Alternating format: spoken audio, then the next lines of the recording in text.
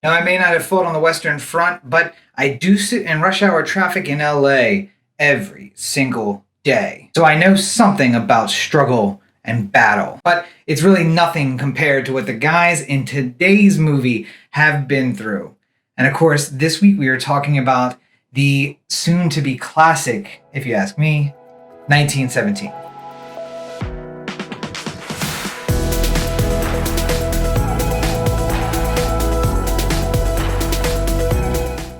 So I had a lot to say about 1917. I want to go ahead and jump in and get the pleasantries out of the way right at the beginning. 1917 was directed by Sam Mendes. It was written by Sam Mendes and Christy Wilson Carnes. Cinematography, and this is very important for this movie, by Roger Deakins.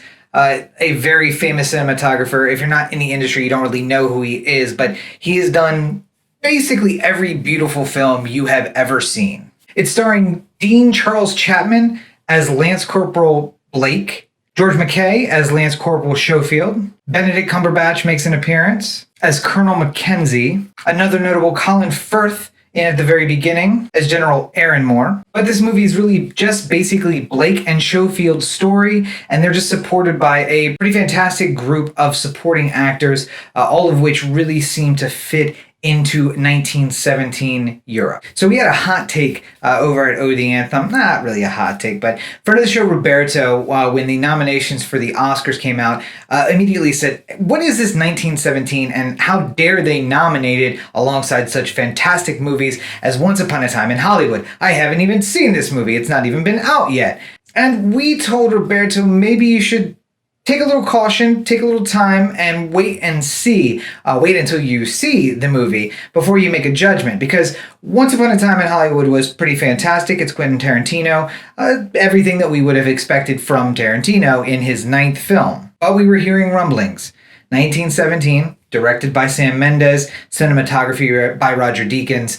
A one-shot movie. Wasn't necessarily a sleeper, but even though no one had really seen it, the people who had were saying amazing things. Now, 1917 is a movie that, as it closes, you sit silently in the theater, maybe you contemplate for a little while, then you exit. You've seen it with friends, you all exit together, and as you leave the theater complex, maybe you're heading to your car, it takes a moment.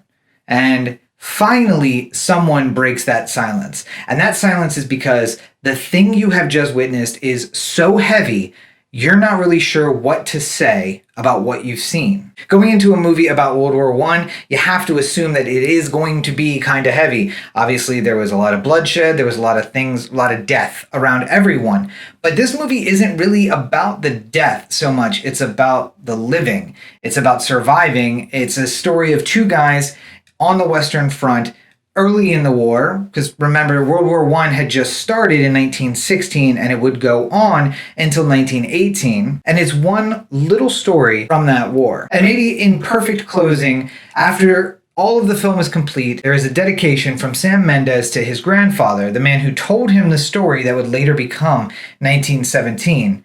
Now, my understanding is it's not really a truthful telling. It's not a whole telling. His grandfather told him several stories from the war. They kind of all came together in this story of Blake and Schofield. But the spirit is there by someone who actually lived it. And that is intense. And I do want to get into some spoilers because there is a lot about this movie. But before I do, I just want to say I am a huge fan of one-shot movies. Maybe not entire movies that are made that way, but the one-shot is something that I think is just cinematographically, is that a word? That's probably a word, right? Yeah. Beautiful. I remember back to film 104, something, a class I took in college, and I saw Soy Cuba for the first time, and I highly recommend Soy Cuba. It is one of my favorite foreign films of early cinema, along with the Battleship Potemkin, which you should also check out. Both are available online, and you should be able to find them and watch them.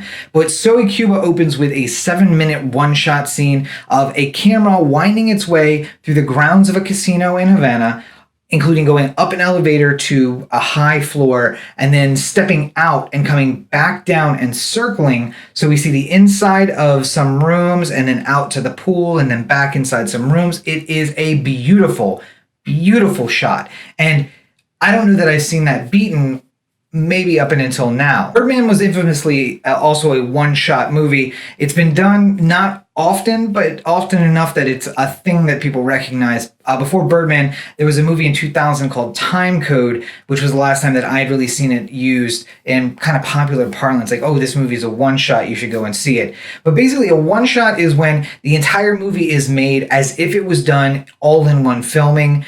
Clearly, Birdman used some interesting ways to hide the cutscenes, like spinning the camera quickly or moving in between one room to another. And as you move, you transition between a wall and you see the interior of the wall. Well, that interior of the wall obviously was added by CGI, and that was where they cut, and then they pick up in a different place. 1917 does none of those tricks, really. There is a moment where a CGI effect of a jump is used to be a transition, but it doesn't feel the same way that Birdman feels. This feels as if it is essentially done in one shot. Now, there are two kind of hard cuts, both of which...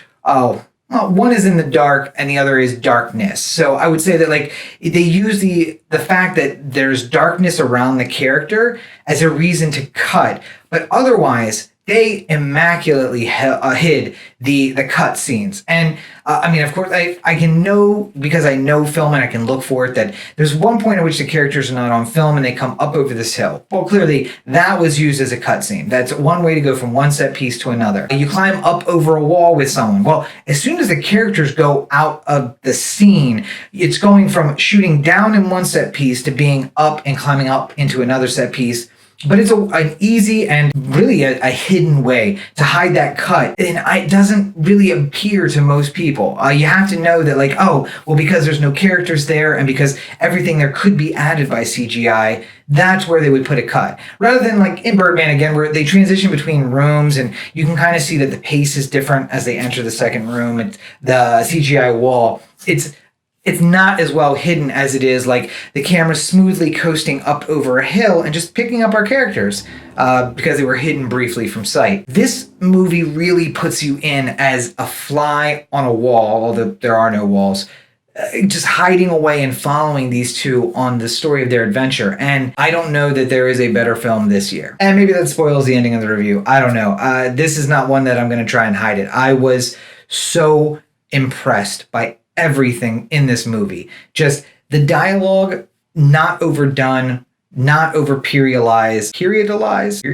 not over made. It wasn't forced. Yes, it's clear that these guys are British and that it's early 19th century, but they could have just as easily been from someone today without using, cell phones and Instagram. The set pieces were beautiful, immaculate. There's obviously a lot of death around, and they found interesting and sometimes funny, sometimes disgusting, but all kinds of ways to just show you what it was like to be on the Western Front at that time. And Roger Deakins, just, if he doesn't get the award for cinematography for this movie, I don't know, it would be highway robbery. We've seen basically all of the Oscar nominations for Best Picture. We're going to make sure that we see them all before the time comes for the Oscars. And although there may be arguments about Best Picture, Corey, the other half of the Oh the Anthem podcast, does argue that it doesn't necessarily deserve Best Picture just for being the best movie, because you've taken some aspects out of that Best Picture by doing a one-shot movie. Editing isn't really involved. That there are other aspects that would say, hey, well, this movie uses all of those things, and maybe it's not as good, but because they use everything about filmmaking, it's the more well-rounded picture, and it has all of those things, and it's great, so that's really the Best Picture. I don't know that I've seen a better movie this year, though, than 1917. And I mean, I've talked about the cinematography, just open planes. Also, the thing that we mentioned coming out is just like, how did they light this thing? How did G&E do everything on this film? Because everything was hidden. There were times that the camera was spinning 360 degrees around our characters, and you just have to wonder, like, how did they even do this? And that is an amazing part. That is what leaves you coming out of the theater. When you're asking those questions, you know they have done a great job, and they did. And on top of that, if there wasn't enough praise piled on the movie, the score. Oh, the score. Just keeping you in the moment, just helping to raise and lower your emotions. It's so well done, but you don't think about it. Like, we were discussing it afterwards, and I think Corey was making an effort to really take note of it. And I was like, oh, I did hear that, and I felt it. But when you feel it more than you hear it, you know that they've done a really great job with the film score, and this one was superb. I do want to get into some spoilers, so this is the time. If you don't want to get the spoilers for 1917, it's still in theaters, obviously. Cut down to the time down below because we are just about to get into some spoilers. They're about to start right now. So I went into this movie thinking that this was going to be a buddy movie, a buddy journey movie. They're going to go on this adventure together. And then, third away into the movie, stab, stab, stab, Blake's dead. They did such a good job of making you feel like Blake was going to be the main character of this. All of the advertising was just like Blake and Schofield, Blake and Schofield. And you really don't like Schofield at the beginning of it. You really like Blake and you want him to go find his brother and do everything he have to do. When he dies, I was just like, oh man. But it was kind of a nice transition. Schofield kind of takes that emotion and the emotion of his friend dying, turns it, and he says, now this mission is mine and I'm going to go do it. I think more than that, we saw that Blake not only cared about the mission, but he cared about his friend, his buddy who he was going on this journey with, because when it came time that he could have left him behind in the mine or moved on, he absolutely stayed with him and saved him as well. I talked a little bit about the set pieces, but just the mine collapse, the airplane coming in at them. After the mine, just all of the shell casings piled up, the rats and the dead bodies in the trenches, the abandoned trench, and later on the sniper in the town itself, running in the darkness with his rifle, and then later on without, finding that little cubby way. Everything was so amazingly done. I just was blown away by all of it. And just when you think you got a handle on where he is and what's going on, and even when before that, both of them, when you think you have a handle on both of them and where they are and what's going on, they just snap it around and turn it around on you. And okay, so he's going to ride this truck. He's finally good to go. Nope.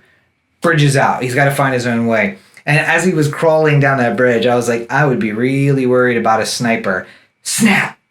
Shot into the water. And you're like, yep, sniper, there we go. I don't know what I was thinking. Like as he was climbing those stairs, I was thinking like either the movie ends here, but I feel like we got too much time left for that, or he's going to get this guy and then it's not that hard, right? Neither of those things happened, or both of those things happened, I guess. Like, he got the guy, but he also was gotten. Although I don't really know how he was shot, because he didn't seem to act shot after that. I just tumbled down the stairs.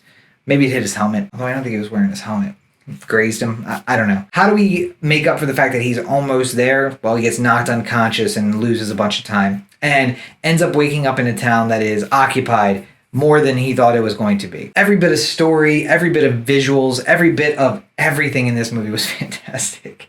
And they were dragging the pilot. I'm jumping back and forth. I apologize about that, but there's just so much good stuff to cover. When they're dragging the pilot out of the plane and you see that, I saw that he had a knife dangling, and I'm like, he is going to kill one of these guys with that knife.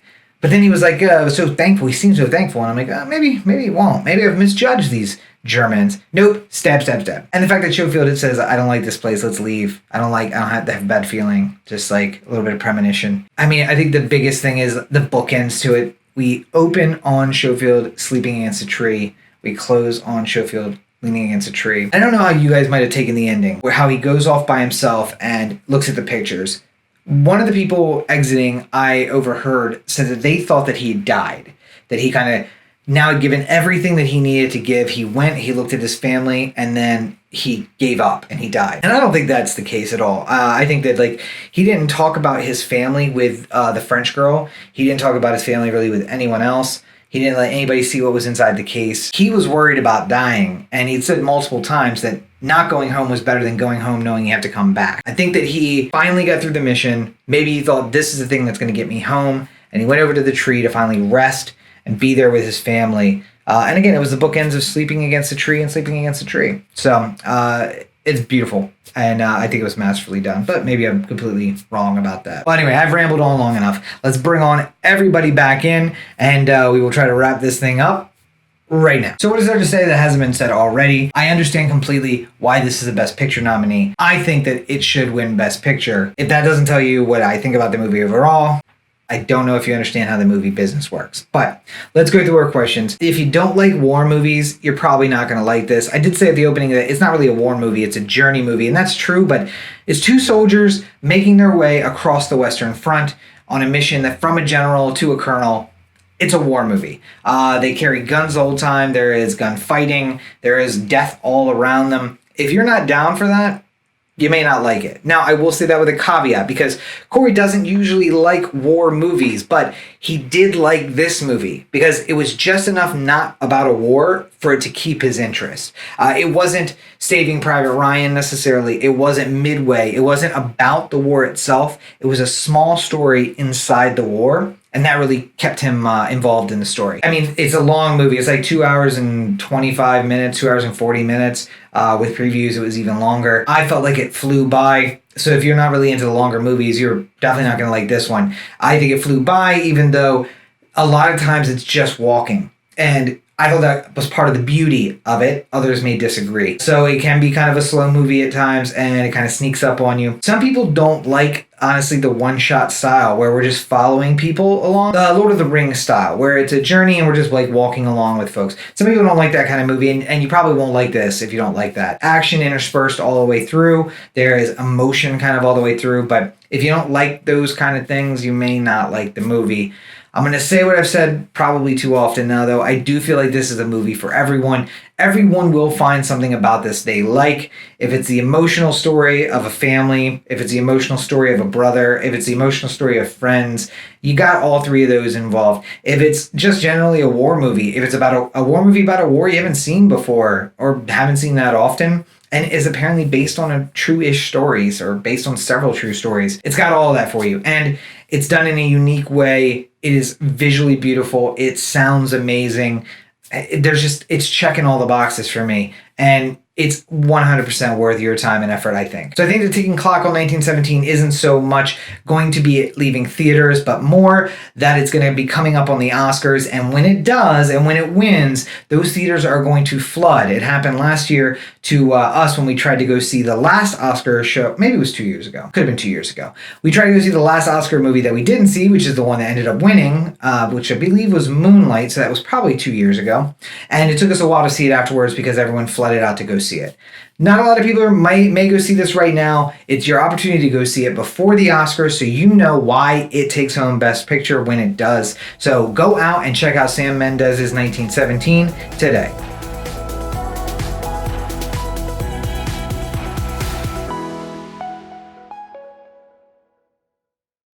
And there you have it. Yet another episode of the Everyman Movie Review in the books. At the top right now, I just like to thank, as I always do, my patrons over at Patreon. I could not do this without you. Your monetary support, as well as your moral support, keeps me going every single day. I love to see the messages from you guys. I love to see that you're checking out the episodes. I got some new lights. I got some new camera. I got new background, new green screen. I shoot from a green screen, guys. All of that. It's all thanks to my Patreon subscribers. So thank you guys, as always, for all of your support. If you would like to join the privileged few, it's so easy. Go on over to patreon.com. That's patreon.com/Robert N. Cheek, and you can become one of my supporters for as little as $1 a month. You can support all the things that I do, the videos, the books, the screenplays, everything. And you can become part of the show, if you will. You'll get thanks in all of the books. You'll get thanks in my videos like I'm doing right now. And of course, you'll get my thanks personally whenever I get the opportunity. So go on over to patreon.com, patreon.com/Robert N. Cheek, and join us there. Of course, don't forget that Everyman Movie Review is now available on social media. So come on over and check us out. It's Everyman Movie Reviews on Instagram and Facebook, and Everyman Movie on Twitter. I'll update with every single episode as it goes up, so you're not going to want to miss that. And you'll get a couple of other updates in between, some highlights from episodes, some behind the scenes stuff, and just generally me finding interesting stuff and posting it. So come on over and be a part of our online community. You can, of course, find me on social media at Robert N. Cheek on all your social media platforms. That's on Twitter and Instagram and Facebook and Snapchat and Tumblr and everywhere at Robert N. Cheek. Go and follow me and you'll get all of the updates that you could ever want. And in fact, some that you don't even want to see. All over there on social media. And if you can't get enough of me, because why would you? I, in fact, do a weekly podcast with my buddy Corey over at Oh The Anthem. So go subscribe to that. It's at ohtheanthem.com, at Oh The Anthem on all your social media. We do a new episode every single week for the last 300 plus weeks. It's new content all the time, and it's all available on YouTube and over at anchor.fm/ Oh the Anthem. Videos of these reviews are of course available on YouTube, youtube.com/Rob Cheek. They're also available in podcast form at anchor.fm/Everyman Movie Reviews. If you'd like to give me feedback, the best way to do that is to go to anchor.fm/Everyman Movie Reviews/message. It's an easy way to send me a text message or a voice message. I'll include the voice messages in the podcast version of the show, and of course talk about any comments or questions I have either from the messages or in the video comments below. Finally, I'm always working on new content, so make sure that you subscribe to the YouTube channel, whether it's the Everyman Movie Reviews, which you're watching right now, the Rob Explains Everything, the personal vlogs of my journeys wherever I tend to go, or anything else. You're going to be able to find it all right there. Make sure you subscribe and hit that notification so you know when I upload a new video. So thank you guys for joining me once again. New episodes of this show are going to be up every Thursday with another episode in between, usually Sunday or Monday, but depends on what I see and when I can record. So make sure you join me for the next episode coming up very soon. And until then, have a great week, everybody.